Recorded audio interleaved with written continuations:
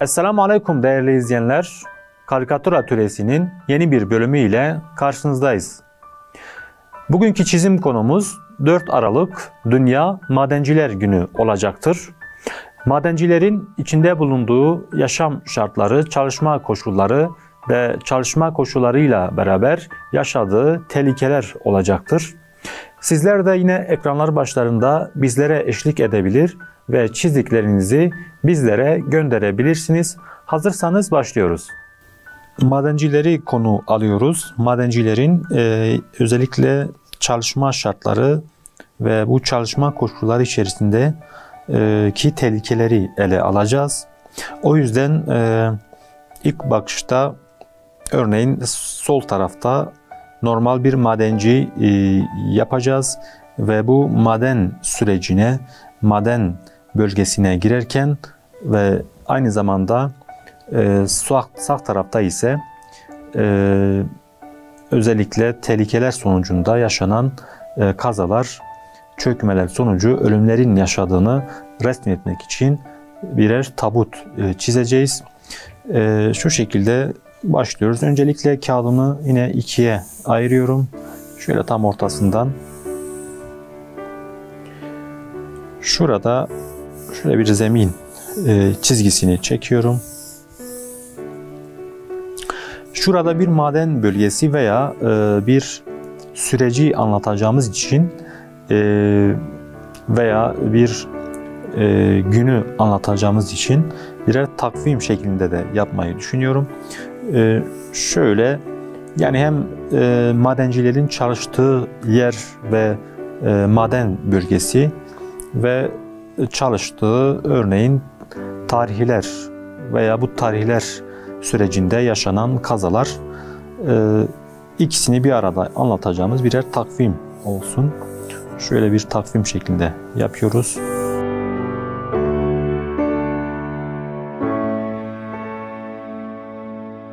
Şurada takvimin arka tarafını görüyoruz. Aynı zamanda şurası takvimin iç tarafı, yani iç bölgesi olacaktır. Şurada yine şöyle spiraller olsun. Şurada örneğin Dünya Madenciler Günü de yazılabilir veya onların iş yaşamlarını, koşullarını simgeleyen ve temsil eden bir yazı da olabilir. Öncelikle şuradan takvimimizi çizdik. Daha sonra şurada bir ray sistemini yapacağız.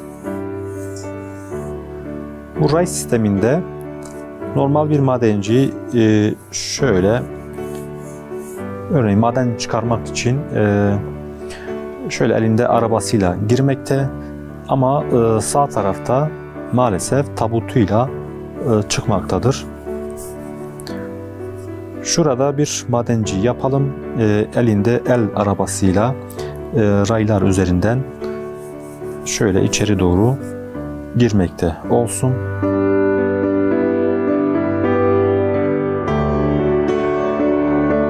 Önce arabayı çizelim. Daha sonra madenciyi yapalım. Arabanın yarısı örneğin şurada görünmeyecek şekilde olsun.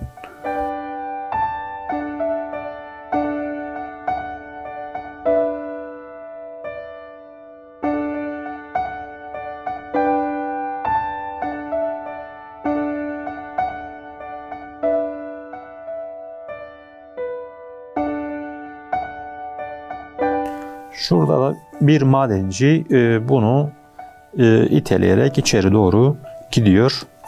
Şöyle madenci şu şekilde bir hareket yapacaktır. Örneğin şurada kafası olsun.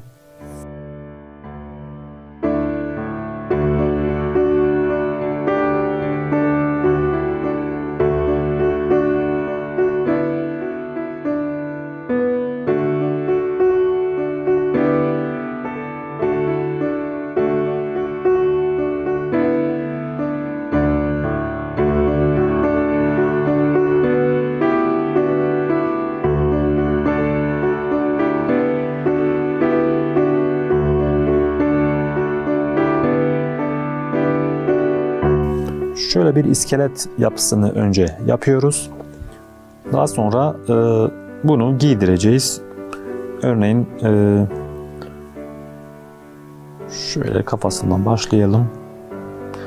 Kafasında tabii bir tepe lambası, yani kafa lambası olacak. Tabii bu yine başında bir kasket olacak, yani bir baret olacak. Bu barete takılı bir ışık olsun. Şöyle.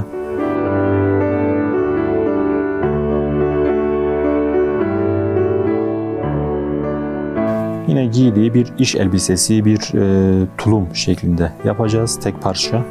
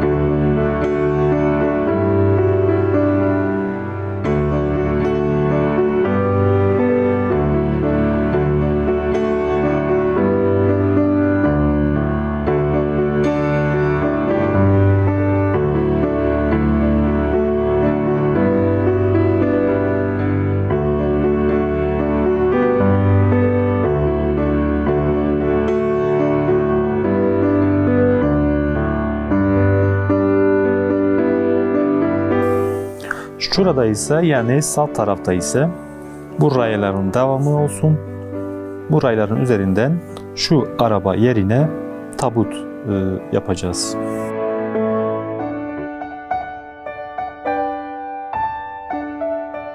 Örneğin bir tabutun henüz ön tarafı sadece görünüyor. Şöyle.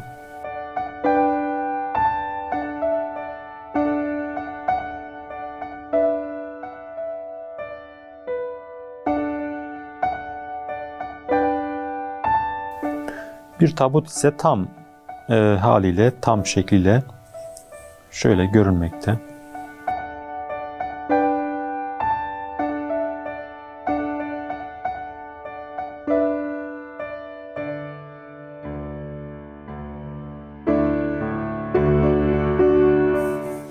Tabii bu tabutun üzerinde örneğin iş kazasında vefat etmiş bir madencinin geride bıraktığı bir baret olsun.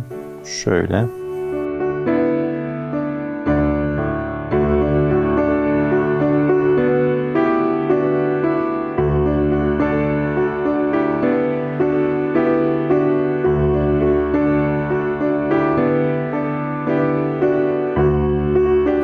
Şöyle arka tarafta ise yine şöyle belli belirsiz tepeler, yerler olsun. Tabii daha sonra yine üzerinden geçeceğiz. Bu biraz daha eskiz kısmıydı. Siyah bir kalem ile daha detaylı ve daha belirgin çizmek için üzerinden geçiyorum. Şöyle yine takvimden başlayalım.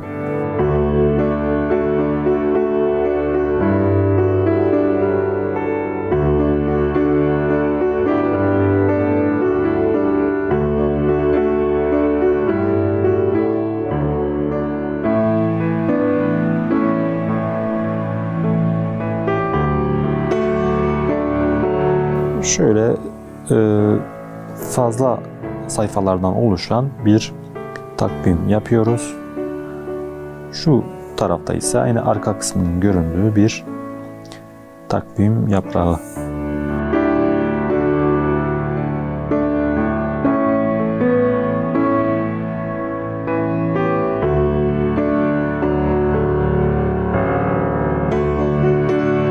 Şurada tellerin geçtiği, şu spirallerin geçtiği yuvaları, noktaları yapıyorum.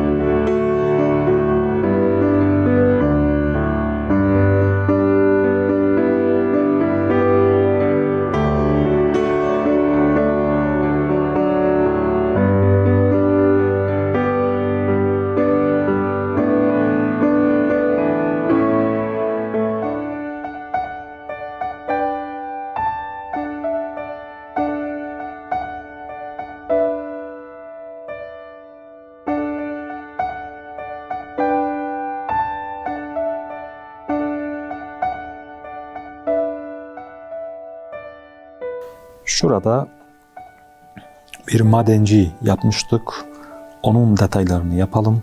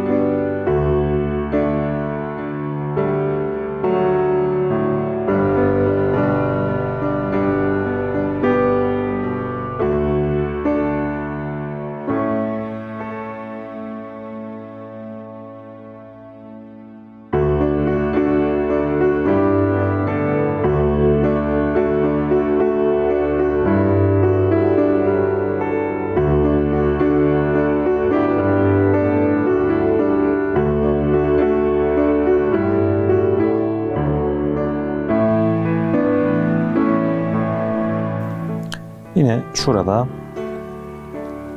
raylarımızı yapalım.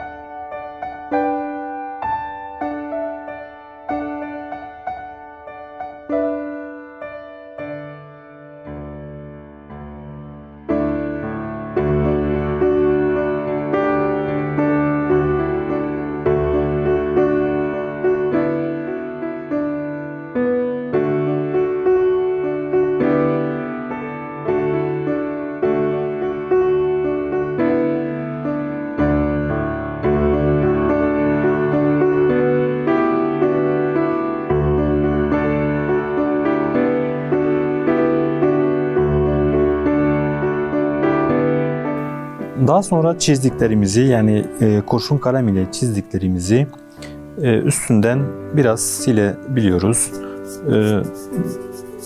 Diğeri daha belirgin hale gelmesi için. Ki zaten siyah kalem olduğu için kurşun kalem çok belli olmasa da yoğun olan yerler yine silgiyle silinebilir. Daha sonra biraz daha yumuşak uçlu bir kalemimi alıyorum ve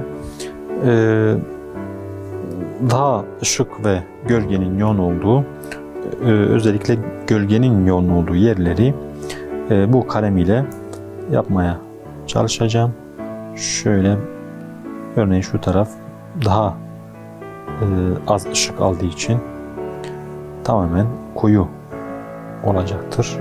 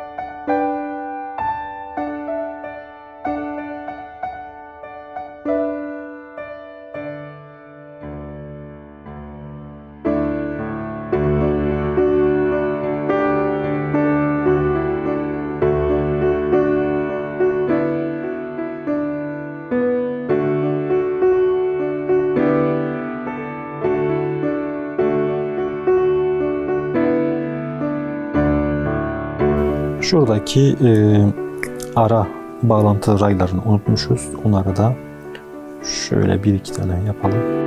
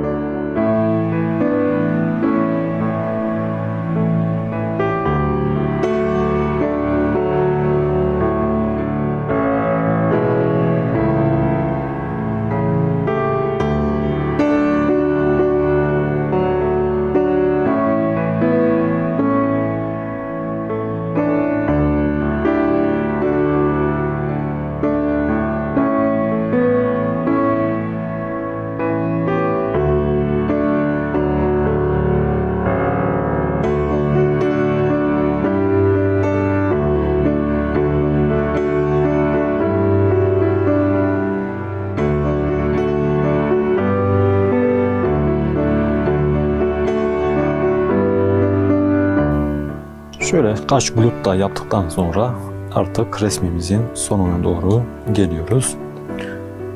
Şurada Dünya Madenciler Günü yazılabilir. Şuraya yazalım. Örneğin şurada olsun.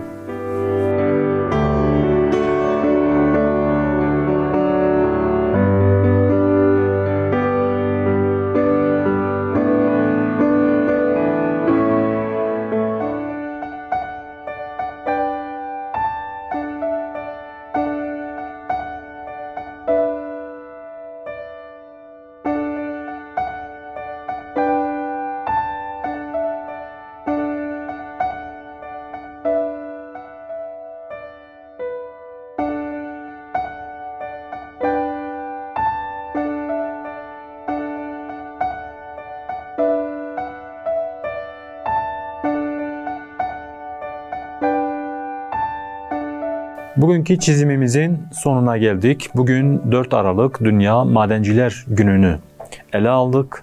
Yine sizler de ekranlar başlarında bizlere eşlik ettiyseniz çizdiklerinizi bizlere gönderebilirsiniz.